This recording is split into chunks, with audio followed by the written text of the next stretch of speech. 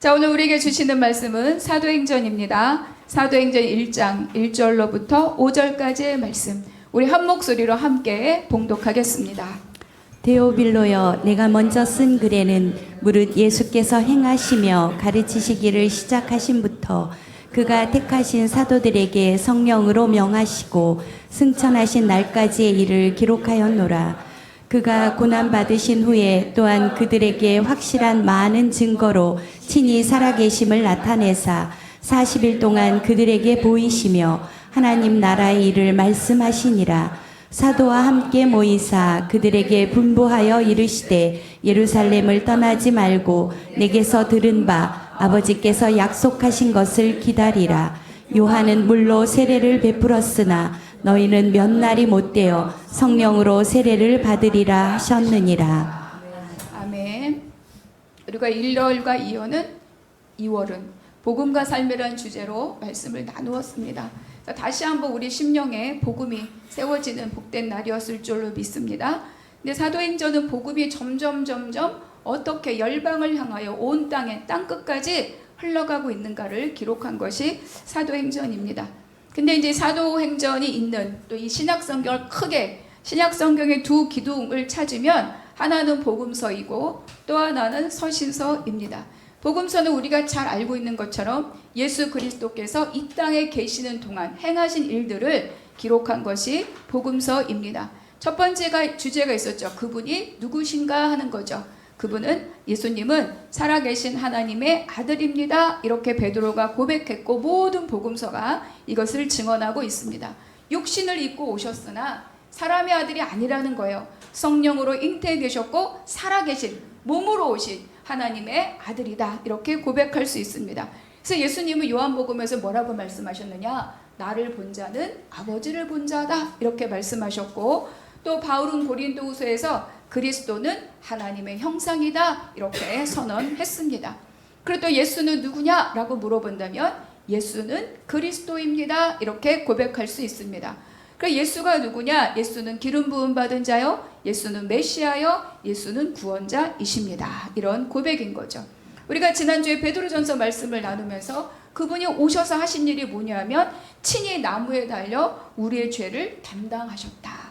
그러니까 왜 오셨는가? 바로 이 우리의 죄를 담당하고 우리를 하나님 앞으로 이끌어 가신 것이 그분이 이 땅에서 하신 일이라는 거예요. 근데 우리가 여기서 한 가지 더 나아가고 싶습니다. 왜 육신을 입고 이 땅에 오시고 왜 십자가를 지셨는가? 단지 한 사람 한 사람 저와 여러분을 구원해서 죽으면 천국 가게 하는 것이 그분의 목적이냐? 그렇지 않다는 거예요. 그분이 이렇게 십자가를 지고 육신을 입고 오신 것은 가장 중요한 핵심이 있어요. 그것이 뭐냐면 하나님 나라를 회복하기 위함이라는 겁니다. 성경은 하나님 나라를 말하고 있어요. 그래서 성경은 모든 일이 다 어디를 바라보이느냐? 하나님 나라가 주제입니다. 그리고 그 하나님 나라를 이루는 중심이 뭐냐? 그것이 바로 예수 그리스도인 거죠. 아담이 범죄하여서 에덴에게서 쫓겨났다. 하나님의 그들에게 통치하도록 주신 나라, 그 하나님의 나라, 하나님의 통치 아래 있는 그 나라를 잃어버린 거예요. 그 나라를 다시 찾기 위해서 누가 오셨다? 예수 그리스도가 오셨다. 이제 복음서는 이거를 말하고 있습니다.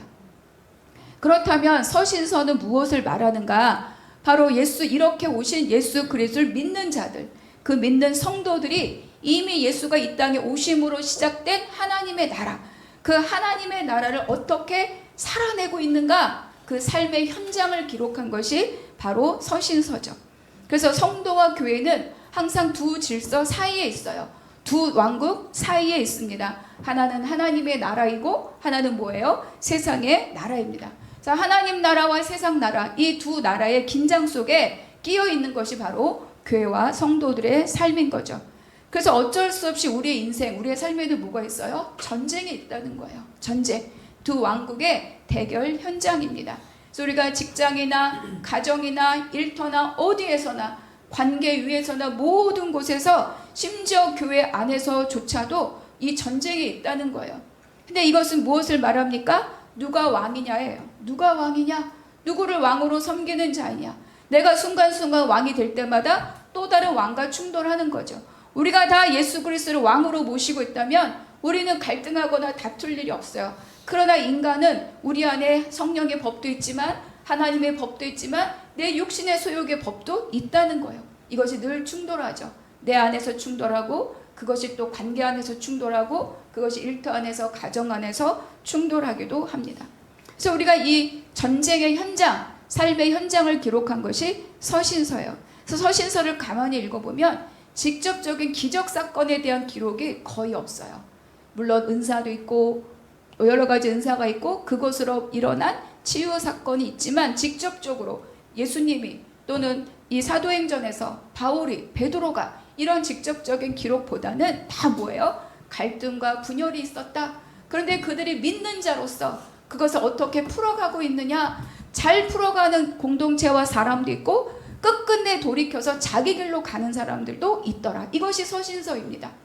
그래서 서신서를 읽다 보면 그 옛날에 지어진 글이지만 너무나 오늘의 현실을 그대로 말하고 있다. 이거 지금인데? 지금의 교회 상황인데? 지금의 우리들 형편인데? 그때나 지금이나 사건과 상황과 관계는 달라진 게 없네? 깜짝깜짝 놀랄 때가 많이 있죠. 그래서 바로 우리가 살아가는 현장을 기록한 것이 서신서예요. 그러면 복음서와 서신서 사이에 있는 책이 뭐냐? 그게 바로 사도행전입니다. 이 사도행전은 그 두 개를 브릿지 역할을 해주는 것이 사도행전이에요. 그래서 예수의 사역이 교회의 사역으로, 예수님은 부활하시고 승천하셨는데 그 예수님이 하셨던 그 일들이 이제 교회로 이전되는 과정을 설명하고 기록한 것이 바로 사도행전입니다. 그래서 예수 그리스도를 통해서 시작된 하나님의 나라가 성령의 역사를 통해서 제자들에게, 교회들에게, 그리고 온 역사 속에, 온 열방 속으로 흘러가고 있는 그 과정, 그것을 기록한 책이 바로 이 사도행전입니다. 그래서 사도행전을 다른 말로 뭐라고 또 한다고 그랬죠? 성령행전이다. 그렇죠. 그래서 우리가 사도행전을 읽을 때 너무 훌륭한 사도와 제자들이 많이 있지만 우리는 그 사람에게 집중하면 안 돼요. 그 사람 뒤에서 그에게 힘을 주시고 그에게 그의 길들을 인도하시고 그 길을 열어가시고 보호하시고 지키시며 사실은 직접 일하고 계시는 성령님의 역사심을 우리는 눈여겨보아야 할 것입니다. 그래서 복음서로 씨가 뿌려졌다면 꽃을 피운 게 사도행전입니다. 그리고 그 사도행전이 서신서에서 열매를 맺는 거예요. 이렇게 교회가 점점 세워지고 그리고 교회가 많이 분란하고 없어진 교회도 있으나 그러나 교회와 사명은 없어지지 않아요. 제가 한참 됐는데 벌써 한 9년 되어가네요. 제가 이제 터키와 그리스 쪽으로 바울의 행적을 따라서 성지순례를 간 적이 있었어요. 근데 진짜 흔적도 없이 없어진 표지판만 딱 있는 교회가 있어요. 표지판만. 골로새 교회 이런 것들. 표지판만 있어요. 그러니까 처음에는 교회가 없어졌다. 야, 그런데 제가 그 자리에서 이렇게 함께 묵상하면서 느껴진 게 뭐냐. 없어진다는 거예요. 건물도 없어지고 그곳에 헌신했던 사람도 없어져요. 뭐가 안 없어집니까? 복음이 안 없어지는 거예요. 그렇기 때문에 저와 여러분에게까지 믿음이 오고 복음이 왔다는 것을 기억할 수 있기를 바랍니다. 그러니까 복음은 없어지지 않아요. 그래서 우리가 아직도 그거를 붙들고 살아가는 거죠. 그래서 그 열매가 뭐냐? 교회를 통해 흘러가는 그 복음의 열매가 서신서고 그것이 완성되는 것이 계시록이라는 거예요. 그러니까 복음으로부터 시작해서 예수 그리스도가 이 땅에 오심으로 시작해서 완전하게 다 이루었다. 마지막 재림과 완전한 하나님 나라의 성취, 그것이 계시록인 거죠. 그래서 쭉 마태복음부터 계시록까지 그렇게 기록하고 있는 책입니다. 그 중에 브릿지 역할하는 게 뭐다? 바로 이 사도행전이다. 그래서 우리는 이 사도행전을 시작하면서 함께 기도할 수 있기를 바랍니다. 예수님의 그 일이 나의 일이 될 줄로 믿습니다. 예수님의 그 일이 우리 교회의 일인 줄로 믿습니다. 교회가 어떤 교회냐, 또 크냐 작으냐는 중요하지 않아요. 우리 다 한 사람 한 사람이 예수의 일이 내 일이고 예수의 일이 우리 교회의 일이다. 이거를 안다면 우리가 어떤 환경에 있더라도 우리는 방향을 놓치지 않을 것입니다. 그래서 사도행전을 시작하면서 여러분 나의 행전, 여러분의 각자의 행전도 함께 쓰여줄 수 있기를 바랍니다. 더불어서 우리 한나무교회 교회 행전도 함께 쓰일 수 있기를 기도합니다. 그래서 오늘 1절을 잠깐 볼 건데요. 1절 서두에 이렇게 기록합니다. 함께 읽어볼게요. 시작. 데오빌로여 내가 먼저 쓴 글에는 네, 이렇게 짧게 먼저 한 구절만 보겠습니다. 우리 누가복음 1, 2, 3, 4절 또 같이 한번 읽어볼게요. 시작. 우리 중에 이루어진 사실에 대하여 처음부터 목격자와 말씀의 일꾼된 자들이 전하여 준 그대로 내력을 저술하려고 붓을 든 사람이 많은지라 그 모든 일을 근원부터 자세히 미루어 살핀 나도 데오빌로 각하에게 차례대로 써 보내는 것이 좋은 줄 알았노니 이는 각하가 알고 있는 바를 더 확실하게 하려 함이로다. 네. 우리가 이 누가복음에 비추어서 보면 이렇게 말하고 있어요. 이루어진 사실이 있었다. 그렇죠? 그리고 목격한 자들이 전해준 이야기들이 있었다. 근데 거기서 그치지 않고 누가가 한 일이 뭐냐면 그 모든 일을 자세히 미루어 살폈다. 이렇게 기록해요. 조사했다는 거예요. 이걸 정말 있었던 일인가? 헛소문이 아닌가? 또는 뭐 어떤 신비적인 근거 없는 이야기가 아닌가? 그냥 이 누가가 자세히 미루어 살폈더니 확실하다는 거죠. 그래서 자세히 미루어 살핀 후에 데오빌로 각하에게, 이 각하라는 말은 거의 통치자를 호칭하는 거죠. 뭐 우리나라도 각하라는 단어를 쓸 때가 또 있었습니다. 그러니까 그에게 그가 알고 있는 말, 이미 어느 정도 알고 있는 말을 더 정확하게, 더 확실하게 알려주기 위해서 편지를 썼고 그 편지가 어디까지? 사도행전까지 이어지는 거예요. 저 누가복음과 사도행전의 기록자는 누구냐면 바로 누가입니다. 그러니까 우리가 이 한 절에서 알 수 있는 것이 뭐냐? 예수 그리스도에 관한 모든 것은 소문이 아니라는 거예요. 지어낸 이야기가 아니라 역사적 사실이다. 이거를 먼저 누가가 제일 먼저 선포하고 그의 복음서를 시작을 합니다. 그러니까 초대교회 당시에는 굉장히 예수 그리스도의 인성이나 예수 그리스도의 신성에 대해서 부정하거나 왜곡하는 이단들이 많았어요. 그것을 해서 교회와 성도들이 아주 몸살을 앓았습니다. 분란도 일어나고 다툼도 일어나고 깨지기도 하고 통째로 이단으로 넘어가기도 하고. 근데 어때요? 요즘도 그렇잖아요. 그렇죠? 그래서 우리가 정말 붙들 일은 복음이라고 하는 것은 예수 그리스도에 관련된 모든 사건과 일들은 신비나 소문이 아니다. 역사적 사실이다. 이것을 꼭 붙드시기를 바랍니다. 그래서 예수께서 오신 것은 신화가 아니라 이 땅에 실제로 오셨고 실제로 죽으셨고 그리고 실제로 부활하셨고 승천하셔서 하나님 보좌 우편에 앉으셨다. 만물의 머리가 되셨다. 이것이 성경 모두가, 신약 성경 모두가 증언하는 내용입니다. 그런데 우리는 가끔 이걸 잊어버리고 살아요. 그래서 그냥 당장 눈에 닥친 어떤 문제, 어려움, 고난 이것을 맞닥뜨리면 이거를 이 복음의 내용을 붙들지 않고 상황만 보면서 우리가 두려워하거나 흔들릴 때가 있다는 것을 우리가 고백하지 않을 수가 없습니다. 근데 오늘 다시 한번 이 복음 안에 있는 확실한 하나님의 우리에게 주신 예수 그리스도 복음에 대한 확신이 더욱 우리의 심령을 강건하게 붙들 수 있기를 바랍니다. 그래서 누가를 우리가 잠깐 보면요. 누가는 의사다. 골로새서에서 이렇게 기록하고 있어요. 그리고 바울이 마지막에 쓴 편지라고 알려진 디모데후서에 보면 다 떠났어요. 누가만 나와 함께 있다. 그러니까 누가만 나와 함께 있다. 그러니까 이 누가는요 평생에 두 사람을 섬겨요. 한 사람이 누구냐면 바울입니다. 그래서 의사잖아요. 그러니까 바울이 여러 가지 종합병원이었던 것 같아요. 그래서 바울을 따라다니면서 그래서 그 바울을 계속 주치의로서 섬기고 그의 행적들을 남기고 기록하고 이렇게 적고 있는 거죠. 그래서 끝까지 마지막까지 이 사도 바울 옆에 남아있던 사람입니다. 그리고 또 이 누가는요 바로 누가복음 사도행전 이것을 기록함으로 데오빌로라고 하는 한 사람을 또 말씀으로 섬기는 거예요. 그는 이방인이었고 불확실한 것을 갖고 있으면 그가 갖고 있는 어떤 세력이 또 복음을 왜곡할지 모르기 때문에 아주 강력하고 세세하고 명확하게 그에게 이 말씀을 가르치고 전해주는 거죠.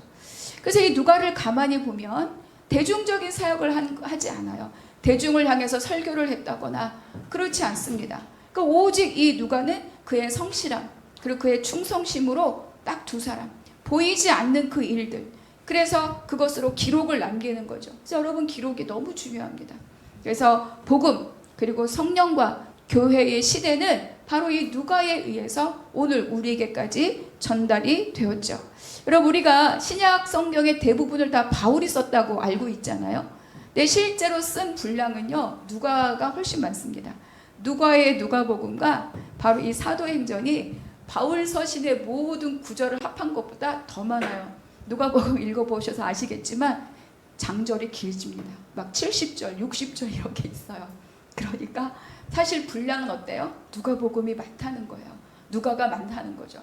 그러니까 그의 치밀함, 성실함 이런 것들이 하나님 손에 붙들려서 아주 명확하게 이 복음의 시대에서 교회 시대로 넘어가는 그 시대, 기록이 없었다면 알 수 없는 그때를 이 사도를 통하여서, 누가를 통하여서 하나님이 기록하게 하시고 그것이 오늘 우리에게까지 전달되게 하셨다. 그래서 가만히 보면 누가는 누가의 일을 합니다. 그렇죠? 바울은 바울의 일을 하고 베드로는 베드로의 일을 하는 거죠. 또 이름이 다 낱낱이 기록되진 않았지만 지금까지 있었던 모든 수많은 성도들이 다 이름이 들려지든 이름이 들려지지 않든, 기록되든 기록되지 않든 하나님이 맡기신 그 일들을 성실하게 수행하여 왔음을 알 수 있습니다. 여러분, 그 덕분에 우리에게 예수가 왔다는 것을 기억하시기를 바랍니다. 그래서 저와 여러분도 뭐냐, 하나님이 맡기신 일을 하면 돼요. 그렇죠? 어떤 모임으로든지 어떤 사역으로든지 어떤 형태로든지 그 일을 주관하시고 이끌어 가시는 분은 바로 하나님이시다. 이렇게 고백하는 우리 모두가 되기를 바랍니다. 그래서 우리가 1절과 2절을 다시 한번 읽어보겠습니다. 시작. 데오빌로여, 내가 먼저 쓴 글에는 무릇 예수께서 행하시며 가르치시기를 시작하신부터 그가 택하신 사도들에게 성령으로 명하시고 승천하신 날까지의 일을 기록하였노라. 그래서 1절에 보니까 예수께서 행하시며 가르치시기를 시작하신부터, 그러니까 1절과 2절은 다 복음서를 말하는 거예요. 이 땅에 오셨다, 사역하시고 부활하시고 승천하신, 승천의 기록까지가 복음서의 기록이죠. 그래서 예수 그리스도의 행하심이라고 하는 것은 복음서에 기록된 모든 예수님의 생애를 여기서 이렇게 정리하고 있는 거예요. 근데 예수님의 생애를, 이 땅의 생애를 딱 정리하면 보니까 성육신, 십자가, 부활, 승천입니다. 그러니까 그의 행하심의 첫 번째가 뭐예요? 성육신이라는 거예요. 하나님이지만 하나님과 동등됨을 취하지 않고 육신의 옷을 입고 이 땅에 오심을 행하셨습니다. 예수께서 성육신을 행하셨습니다. 그것이 첫 번째인 거죠.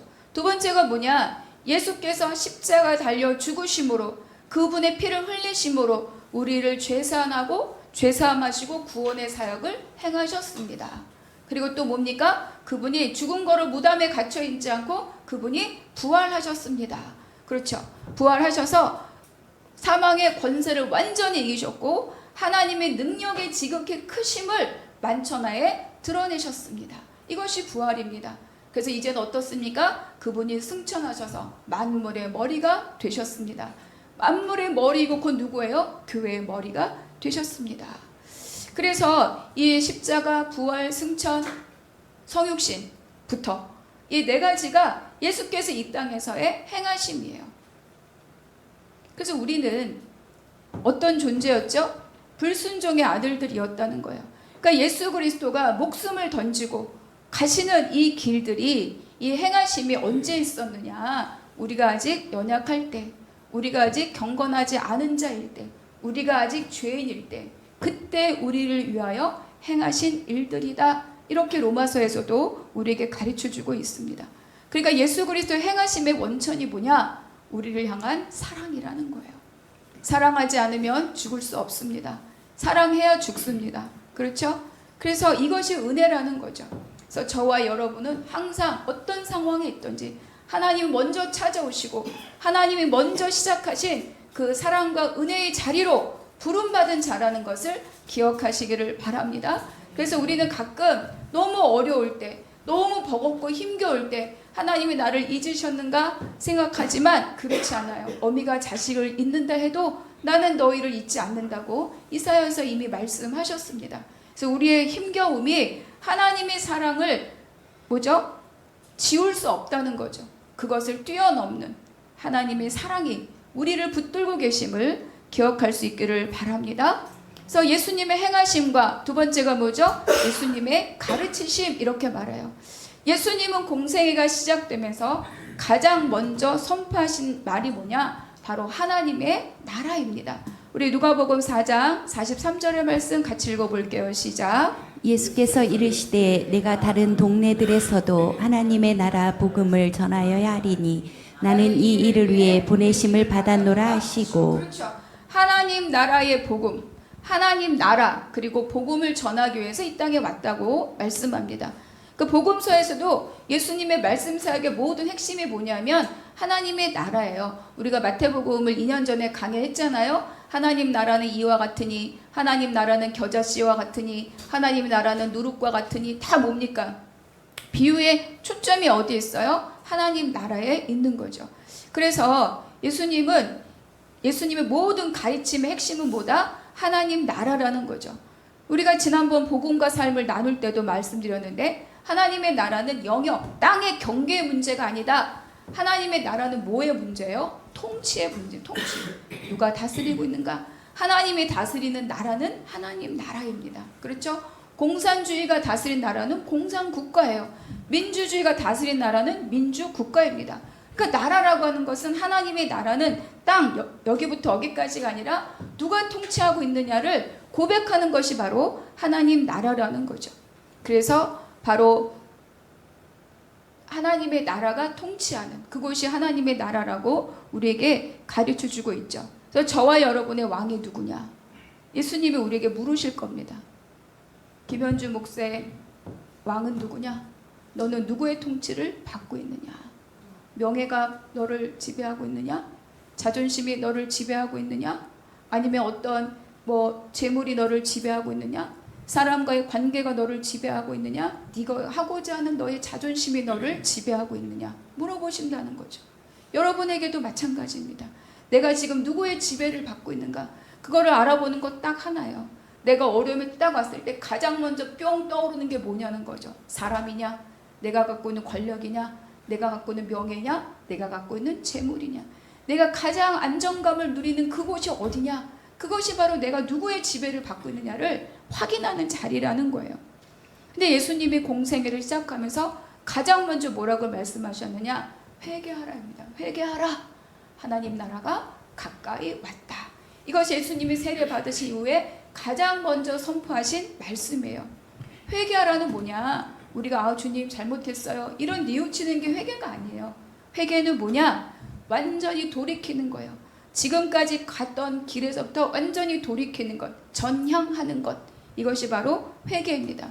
그래서 이 회개는 뭘 말해요? 주인을 바꾸는 거예요. 세상을 주인으로 삼았다면 이제는 하나님을 주인으로 삼는 전향. 우리가 얘기 번질까봐 그만하겠습니다. 그래서 신앙생활을 오래 했어도 내가 실질적으로 어떤 선택의 기준이나 어떤 삶의 기준이 하나님이 아니라면 나는 어떻다? 하나님의 나라를 살고 있지 않다는 거예요. 냉정한 이야기입니다. 그런데 다 그렇진 않아요. 어떤 부분은 하나님 기준으로 가지만 어떤 부분은 내 기준으로 가요. 여기가 바로 하나님이 나를 다스리려고 하는 영역인 거죠. 내가 돈도 매이지 않고 다 매이지 않아. 자식에 매여 있어. 거긴 하나님 나라가 아닌 거죠. 내가 다 괜찮아. 내가 무엇을 선택할 때 내 자존심은 절대 못 건드려. 그럼 거기가 바로 하나님의 통치를 받지 않는 영역이라는 거예요. 거기서 우리는 고난을 경험합니다. 내가 이미 다 노연한 자리에서는 굳이 고난을 경험하지 않아요. 근데 내가 놓지 못하는 그 자리가 바로 우리가 고난으로 다루심을 받는 자리라는 것을 기억할 수 있기를 바랍니다. 그래서 우리는 어쩔 수 없이 모든 삶의 가운데 어때요? 전쟁의 현장 가운데 있을 수밖에 없다. 그래서 서신서의 모든 전쟁이 지금 현재 저와 여러분의 전쟁이라는 거예요. 내가 사람과 직접 싸우지는 않으나 내 마음 안에 있는 것들과 하나님이 말씀하시는 것들과 그것을 실행하는 과정 가운데 어떻습니까? 반드시 부닥치는 영역이 있다는 거죠. 그거 어떻게 해야 된다고요? 회개하라. 돌이켜라. 주님 십자가 아래 나와라. 이것이 하나님의 요청입니다. 그래서 이어서 보니까 뭐라고 말씀하시느냐? 택하신 자들에게 성령으로 명령하셨다. 그러니까 예수님의 가르침은 말씀으로만 가르치는 것이 아니라 뭐예요? 삶으로 그렇죠. 삶으로 우리에게 가르쳐 주셨다는 거예요. 그러니까 예수님은 어떻습니까? 철저하게 하나님 아버지께 의존된 삶을 살아가셨어요. 습관을 따라 새벽 미명에 기도하러 가셨고, 그리고 십자가를 앞에 두고 정말로 겟세마네 동산에서 내 뜻대로 하지 마옵시고 아버지의 뜻대로 하옵소서 이렇게 기도하셨다는 거죠. 그리고 마침내 거기에 달리신 채로 다 이루었다 이렇게 고백하고 선언하셨습니다. 예수께서 결국 예수님의 행하심과 가르치심은 한마디로 뭐예요? 순종의 삶이라는 거예요. 그래서 철저한 순종으로 이루어진 그 생애를 말씀으로, 삶으로, 순종의 모습으로 우리에게 가르치셨다. 그래서 저와 여러분이 고난을 겪고 지나가는 자리에 순종의 흔적이 남아있기를 바랍니다. 그럴 때 우리가 예수 그리스도의 모습으로, 예수 그리스도의 장성한 분량으로 우리가 성장하게 되는 것이며 하나님의 형상을 이루어가고 구원을 이루어가는 성화의 삶이 저와 여러분에게 있다는 것을 기억할 수 있기를 바랍니다. 여러분, 성화는 거저 얻어지지 않아요. 신부는 거저 얻습니다. 왜? 하나님의 은혜로 하셨기 때문에.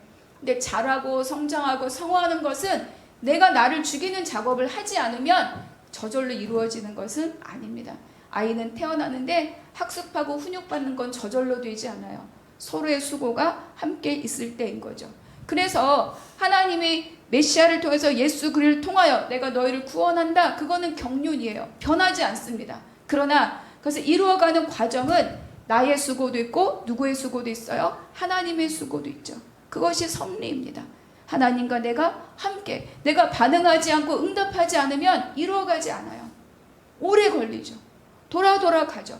부대끼며 가고 넘어지며 가고 피 흘리며 갑니다.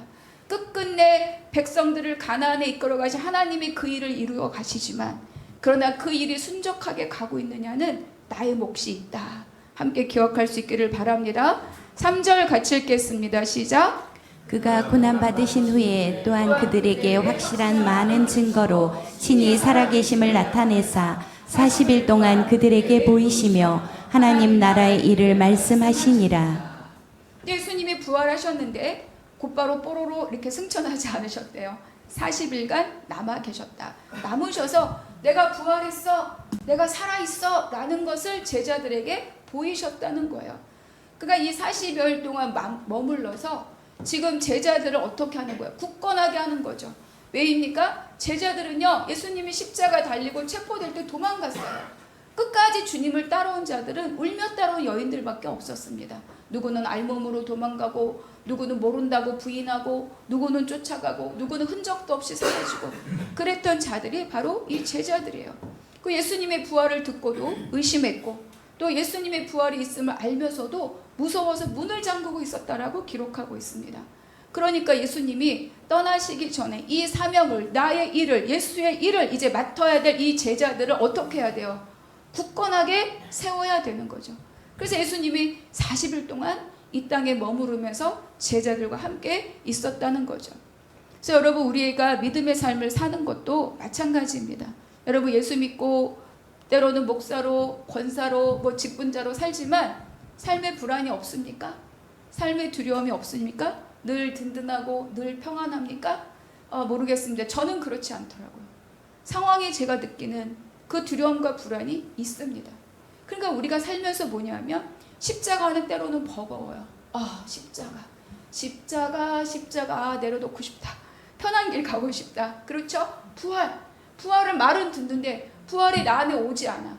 부활의 능력이라고 말하지만 부활의 능력이 뭔지 모르겠어. 머리는 있는데 삶에서는 없어.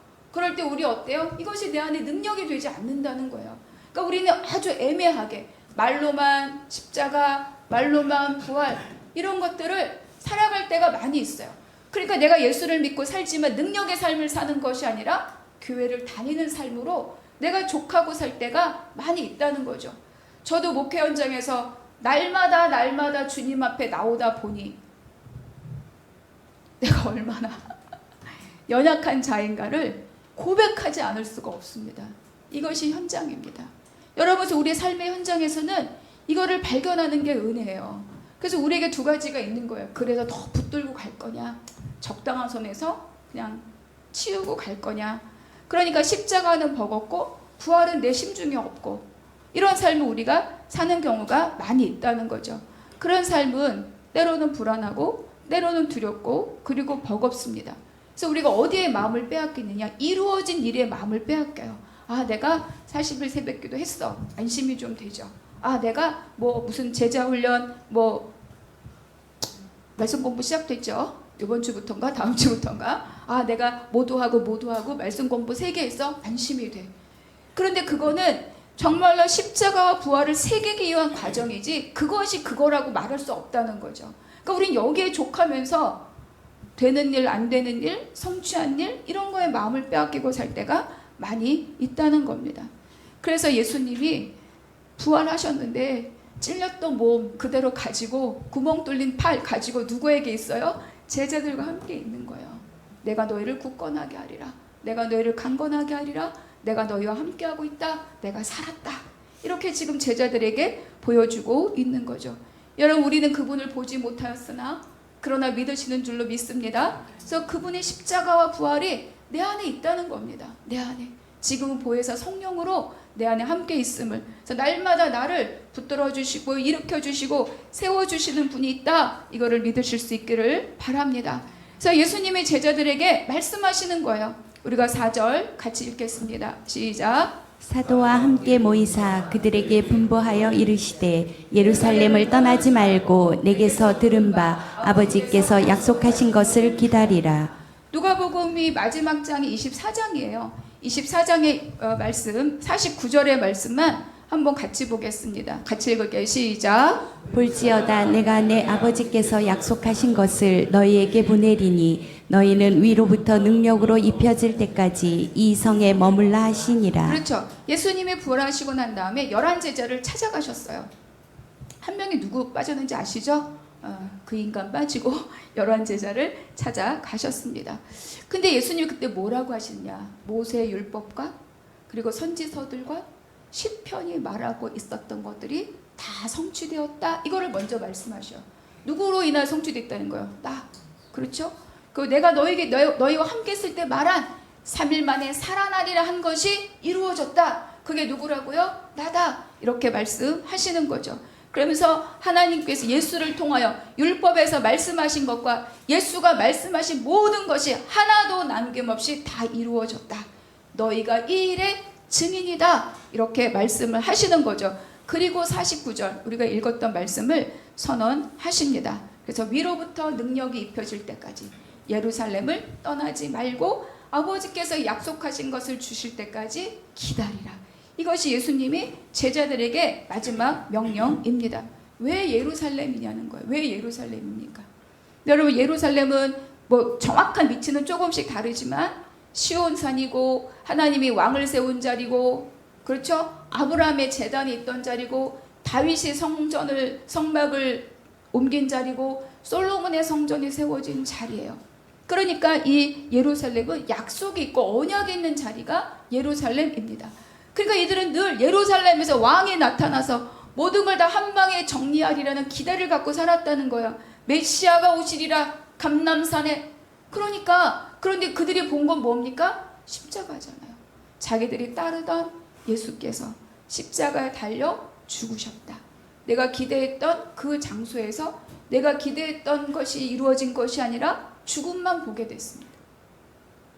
그러니까 이거는 제자들에게 두려움의 장소고, 어때요? 실패의 자리고 피하고 싶은 자리고.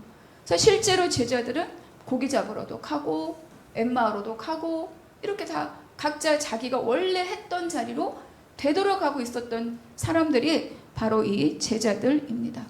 그런데 예수님이 뭐라고 해요? 여기를 떠나지 말라. 예루살렘을 떠나지 말라. 왜 그래요? 그 자리에서 너희가 내가 승리한 것을 볼 것이다. 이렇게 말씀해주고 있는 거죠. 종국의 이 자리가 죽음의 자리가 아니라 생명의 자리이고, 실패의 자리가 아니라 성취의 자리이고, 완성의 자리라는 것을 너희가 보게 될 것이다. 이 자리를 떠나지 말라. 이렇게 말씀하고 있습니다. 그래서 우리가 살면서요, 내가 피하고 싶은 것 많이 있습니다. 기억하고 싶지 않은 것, 마주하고 싶지 않은 것, 부닥치고 싶지 않은 것, 대면하고 싶지 않은 것. 그런데 너무 섭섭하게도 하나님이 그 자리로부터 일을 시작하신다는 거예요. 외면에서는 그 일이 풀어지지 않는다는 거죠. 내가 떠나고 싶은 그 자리에서 하나님의 역사가 시작이 됩니다. 그래서 우리는 뭐 가정에서의 갈등, 뭐 형제 간의 갈등, 또 직장에서의 어떤 일의 압박, 또 그곳으로 인한 또 뭐 여러 가지 일들, 늘 탄탄대로 늘 순적한 일만 있으면 너무 좋겠지만 우리 현실이 그렇지 않잖아요. 그런 삶을 사시는 분들은 복되기 때문에 감사할 수 있기를 바랍니다. 근데 우리의 관계의 상처도 있을 수 있고, 수고했지만 보답이 없는 자리도 있을 수 있고, 그래서 정말 또 상처 입는 자리도 있고, 그러다 보니 내 자신에 대해서도 낙심하고 절망하는 순간순간들이 우리 안에 있다는 거예요. 또 내가 내 자신 이미 낙심하여서 거기에서 일어서지 못한 채 질질질질 살아가고 있는 시간들도 우리 안에 있다. 근데 하나님이 말씀하시는 거예요. 거기를 떠나지 말라. 거기를 피하지 말라. 그래서 여러분 혹시 그런 자리가 있다면 그 자리 잘 지키면서 잘 기다려 봅시다. 하나님의 때, 하나님의 뜻이 드러나는 줄로 믿습니다. 그리고 말씀하고 있어요. 기다리라는 거예요. 기다리라. 왜냐하면 하나님이 일하실 거기 때문에 인간은 어때요? 기다려야 합니다.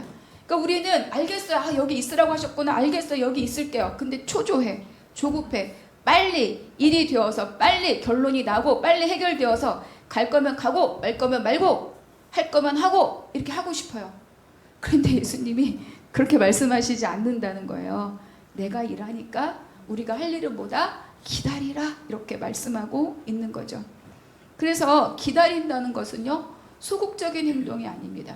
기다리려고 하는 것은 굉장히 수동적인 행동이 아니에요. 오히려 기다리면 어때요? 굉장히 적극적인 순종의 자리입니다. 이쯤 했으면 돼야 되는 거 아니야? 떨치고 벌떡 일어나서 내가 확 해버리고 싶은 거 걷어들여야 됩니다. 그러니까 기다리는 것은요, 굉장히 적극적이고 철저한 무릎 꿇음이 있을 때만 가능한 일이에요.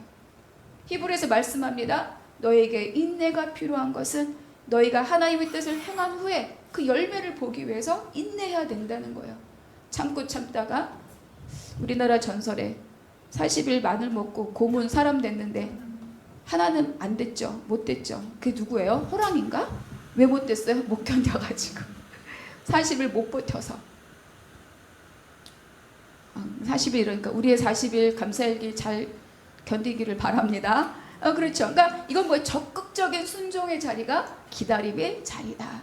그래서 기다림 때문에 답답하고 내 자신이 무능하게 느껴지고 그런 순간이 있다면 오늘 다시 한번 마음을 여유롭게 가질 수 있는 저와 여러분이 되기를 바랍니다. 왜냐? 하나님이 준비하시고 하나님이 일하신다고 말씀하고 있기 때문인 거죠.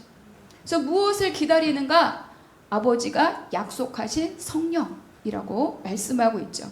여러분 구약 성경은 우리에게 두 가지를 약속해요. 하나가 뭐냐면 그리스도 메시아가 올 것이다. 이거를 약속하고 있고, 또 하나는 뭐냐면 너희에게 새 영, 새 언약에 따라서 새 영을 너희에게 부어줄 것이다. 이렇게 두 개를 약속하셔요. 많은 약속이 있지만 뭐 다 예표예요. 그래서 하나는 메시아가 올 것이다. 하나는 새 영이 너에게 부어질 것이다. 그렇죠? 근데 메시아는 오셨잖아요. 하나 이루어졌어요. 나머지 하나가 뭡니까? 새 영을 너에게 부어줄 것이다. 에스겔 36장의 말씀 같이 한번 읽어보겠습니다. 시작. 또 새 영을 너희 속에 두고 새 마음을 너희에게 주되 너희 육신에서 굳은 마음을 제거하고 부드러운 마음을 줄 것이며 또 내 영을 너희 속에 두어 너희로 내 율례를 행하게 하리니 너희가 내 규례를 지켜 행할지라. 율법을 지키면서 황소를 갖다 드리는 제사로는 너희가 내 율례를 지킬 마음이 없다는 걸 주님 하나님 어때요? 아셨다는 거예요. 이제는 법으로가 아니라 그 법이 너희의 마음에 새겨지게 하겠다. 이것이 에스겔서 말씀입니다. 내 영을 너희 속에 두겠다. 하나님의 영이 거하시면 이 영이 활동하시면서 너끈히 하나님의 율례를 지키게 한다는, 내 율례를 행하게 하리니. 내가 그렇지 않고 황소를 갖다 주라는 것, 그만큼 큰 헌신으로 큰 피 흘림이 무엇인지를 보고 깨달으라고 황소를 말했는데 커다란 황소 톡 갖다 놓고 자기는 다시 황소를 들을 수 있는 돈을 벌기 위해서 안식일에도 장사하는 이런 일들을 벌이고 있었다. 그러니까 그 마음의 법이 우리가 돌에 새겨서는 안 되겠다. 그 법이 어디에 새겨졌다? 우리의 신비에, 우리의 마음에. 그래서 내 영을 너희 속에 두겠다. 이렇게 말씀하고 있죠. 이것은 어떤 행동의 변화가 아니라 우리 존재의 변화, 우리 심중의 변화를 이렇게 말씀하고 있습니다. 그래서 제자들도 그랬잖아요. 예수님과 3년을 같이 다녔지만 예수님이 하시는 말씀이 무엇인지 아무도 못 알아들었어요. 매일 엉뚱한 소리예요. 내가 곧 십자가 달린다. 그런데 누가 높으냐, 누가 크냐, 싸움질 하잖아요. 나를 왼편에, 너를 좌편에. 그게 바로 제자들이었다는 거예요. 이것을 언제 깨닫습니까? 그들 마음에 하나님의 영이 부어졌을 때, 그때 모든 것을 밝히 알게 된다는 거죠. 그러니까 예수님이 이 땅에 오셔서 십자가 부활과 승천을 이루셨지만 허물과 죄로 우리의 마음이 굳은 자들은 이걸 알 수 있다 없다 몰라요. 머리로는 알지만 마음으로 삶으로 모른다는 거죠. 그래서 내 안에 뭘 주신다? 새 영을 주시고 새 마음을 주셔서 온전히 담대하게, 그렇구나, 예수가 주입니다, 예수가 그리스도이십니다, 그분이 우리의 왕이십니다, 그렇게 만들어 주겠다, 이렇게 약속하고 계신 거죠. 여러분, 우리의 믿음은요, 약속이 있어서 믿음입니다.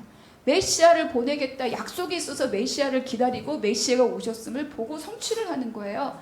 약속이 없으면 믿음이 성립하지 않는 거죠. 근데 예수님이 가실 때 내가 세상 끝날까지 너희와 항상 함께하리라 약속하지 않으셨습니까? 내가 너희를 고아와 같이 버려두지 아니하리라. 그래서 예수님 몸은 가시고 승천하셨지만 우리에게 누구를 주시는 거예요? 그렇죠, 보혜사 성령님 주십니다. 그 약속의 실행, 그 실천, 성취가 바로 성령님이십니다. 그래서 물세례는 어때요? 물에 잠기고 일어나는 거잖아. 내가 죽었음을 말합니다. 홍해를 지나죠.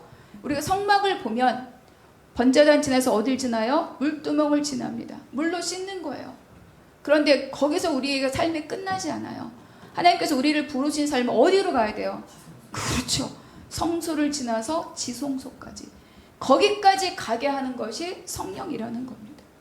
내 의지로 결단하는 것도 물론 힘이 있지만 끝까지 마지막 자리까지 갈 수 있는 것은 내 의지가 아니라 내 안에 계신 하나님의 영이 마음껏 활동하실 때 그 일을 이루어 갈 수 있다라고 오늘 우리에게 말씀해 주는 거죠.